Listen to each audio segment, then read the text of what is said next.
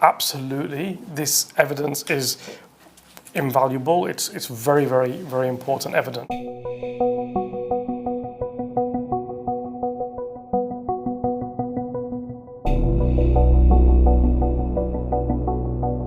We are conducting an investigation into war crimes in Gaza perpetrated by Israel.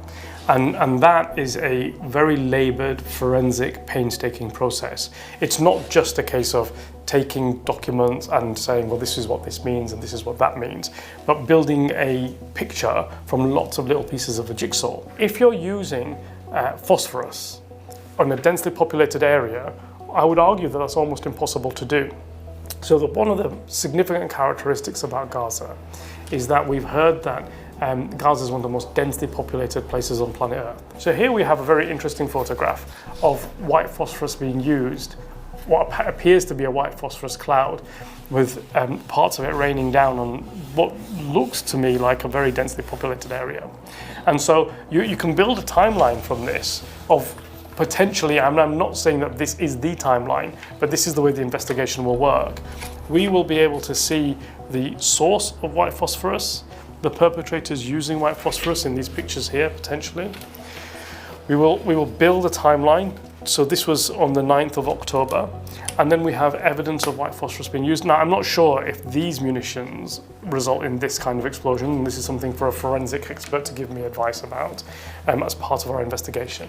And then you have very clear evidence that this is being used in urban areas. So you have that already. Yeah, after 2 days, you see. Yeah, 9, on the 11th. Yeah.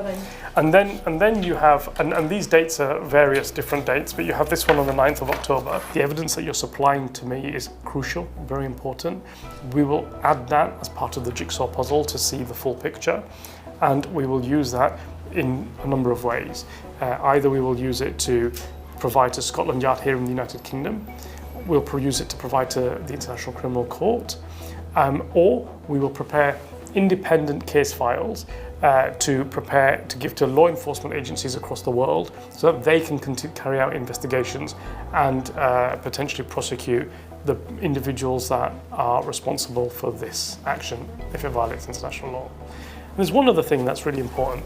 Part of the investigation that we are carrying out, which this will help with, is I think it's quite clear by now, that Israel is carrying out acts where there is, regardless of whether you think it's a war crime or not, there's a significant risk of a war crime. And so weapons manufacturers and suppliers and states that supply weapons to Israel have a very serious obligation in international law to ensure that when they supply weapons to Israel, they are not supplying weapons to a state that is likely to use those weapons in a criminal act. And so part of my investigation will also go backwards in this situation. And what I mean by that is that I'm very interested to know the source of these weapons, where they were made, who they were made by, when Israel received them, which companies provided them, which company directors were in control of the companies when these were supplied to Israel. And that's really important because there's a criminal liability for those individuals and those companies. As a first step, are you planning to include these evidences to Scotland Yard's investigation? No, I mean, the answer to this question is absolutely. This evidence is invaluable. It's very, very, very important evidence. And we will analyse the material that you provide us with our experts, and it's almost certain that it's going to form part of our war crimes investigation. So this material is phenomenal. It's amazing that you've got it. It shows the importance of journalists doing their job independently and properly, and it's going to be a very valuable piece of our investigation. Worries me is that the International Criminal Court doesn't do what it's supposed to do and what it did for the Ukraine with respect to alleged Israeli war crimes in Gaza.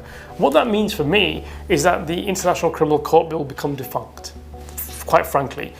If it doesn't do what it's supposed to do in a country like Israel and Palestine, when it's very clear that the United States the United Kingdom and Europe are allies of Israel, supporting Israel's action to some degree, then the ICC effectively becomes an imperialistic tool of these Western states.